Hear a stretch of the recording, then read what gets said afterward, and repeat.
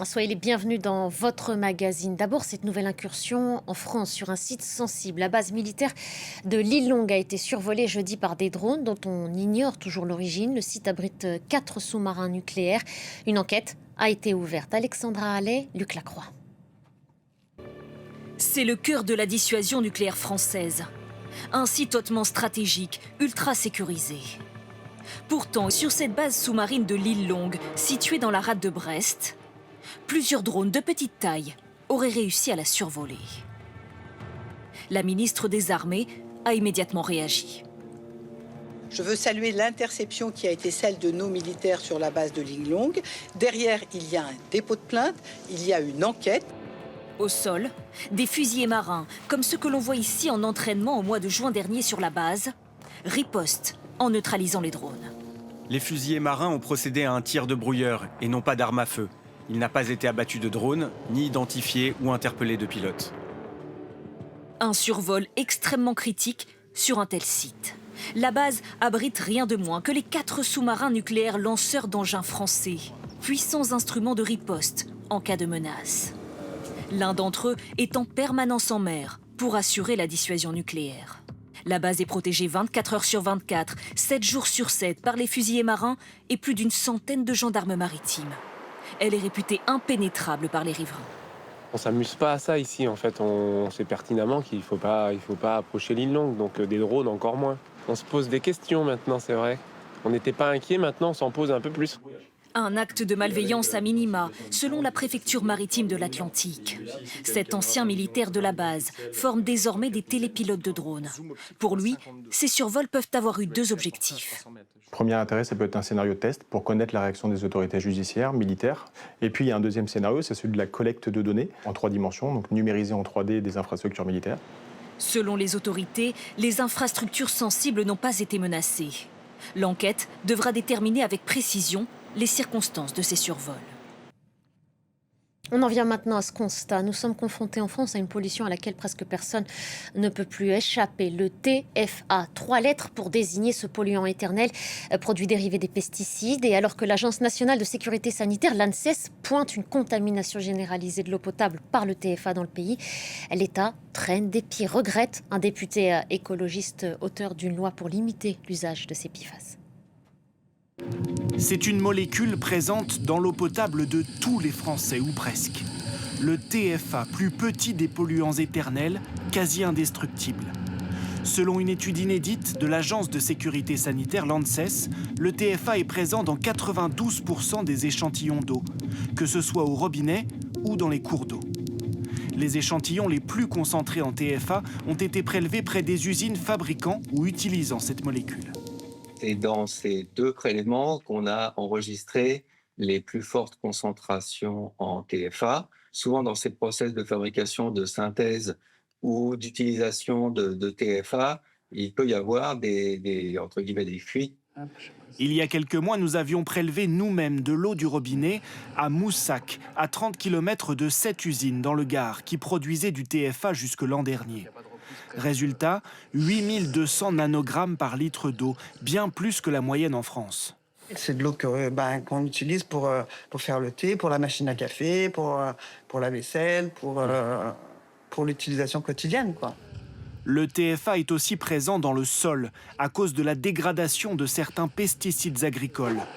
Dans l'eau de pluie contaminée par des gaz qui se décomposent dans l'atmosphère. Tous les prélèvements de l'étude publiée aujourd'hui restent largement sous le seuil sanitaire, fixé par la France et l'Allemagne à 60 000 nanogrammes de TFA par litre d'eau. Un seuil appelé à être révisé, car selon plusieurs études, le TFA a des effets nocifs sur la santé. Le TFA a un impact, en particulier sur le foie, mais également c'est un reprotoxique, c'est-à-dire que ça perturbe le développement du fœtus. L'an prochain, un seuil maximal commun pour le TFA devrait être fixé pour tous les pays de l'Union européenne. Et on accueille notre invité tout de suite, c'est vous Stéphane Aurel. Bonjour à vous. Vous êtes journaliste et réalisatrice de documentaires. Merci de prendre quelques instants pour répondre à nos questions sur France 24. Stéphane Aurel, quand on vient de voir ce sujet, quand on se penche d'un petit peu plus près aussi sur le rapport de l'ANSES, est-ce que ce qu'il faut comprendre aujourd'hui de cette nouvelle alerte, c'est que nous consommons ici en France une eau empoisonnée ? Alors évidemment, le terme est un peu fort, mais il est vrai que les Français consomment une eau qui contient du TFA, mais aussi d'autres PFAS. Donc c'est une grande famille de produits chimiques qui est constituée d'environ 14 000 substances. Et il n'y a pas que les PFAS dans la vie, malheureusement. Il y a aussi des résidus de pesticides et d'autres formes de produits chimiques. Et donc oui, l'eau que les Français boivent n'est pas forcément la plus pure qu'on puisse imaginer. Est-ce que ça a toujours existé? Est-ce qu'on s'en rend compte maintenant parce qu'on procède à des échantillons, à des examens? Et comment est-ce qu'on en est arrivé là? En fait, les PFAS sont fabriqués depuis la fin des années 40 et ont été massivement mis sur le marché à partir des années 50 et sont passés complètement sous le radar des autorités, en grande partie parce que les fabricants ont caché aux autorités, américaines en particulier, les signaux d'alerte qu'ils avaient sur les effets toxiques de ces substances.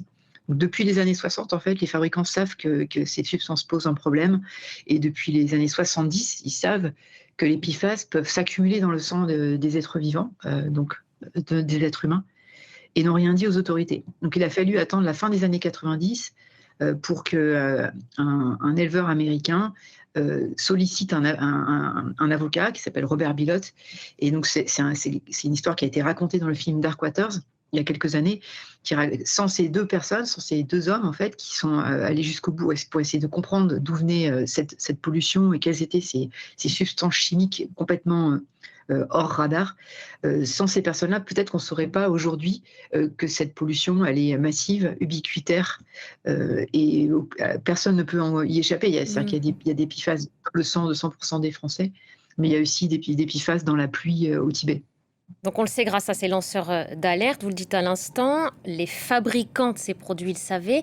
Est-ce que les pouvoirs publics aujourd'hui en sont pleinement conscients, et même précédemment, et est-ce qu'il y a des coupables à désigner clairement?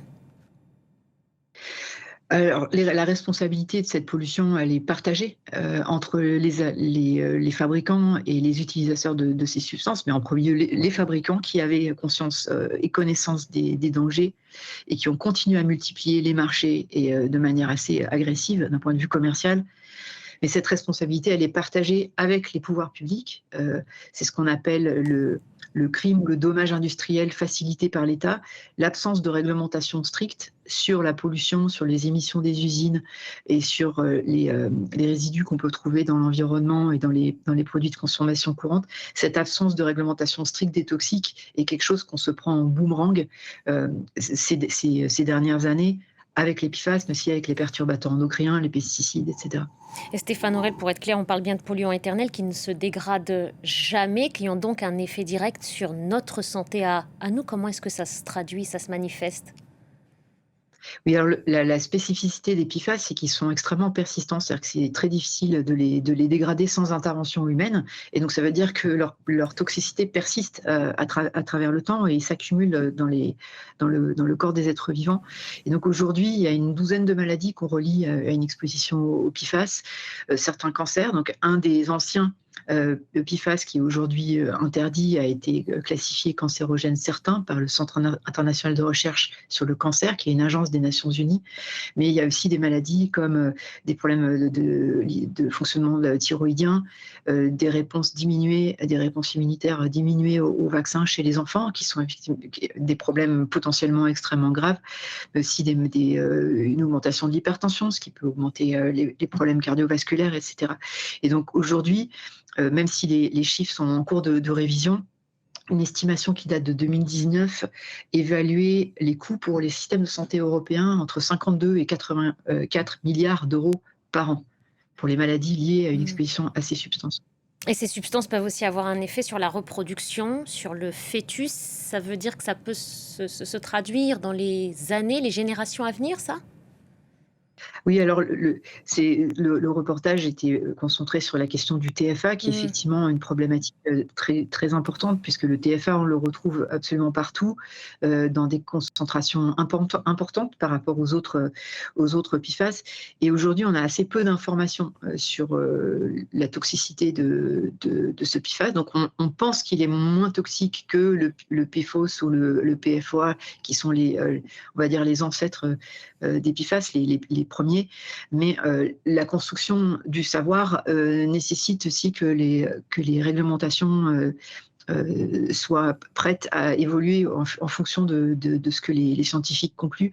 Et aujourd'hui, les autorités allemandes ont demandé la classification du TFA comme toxique pour la reproduction auprès de l'Agence chimique européenne. Et donc c'est aujourd'hui à l'étude.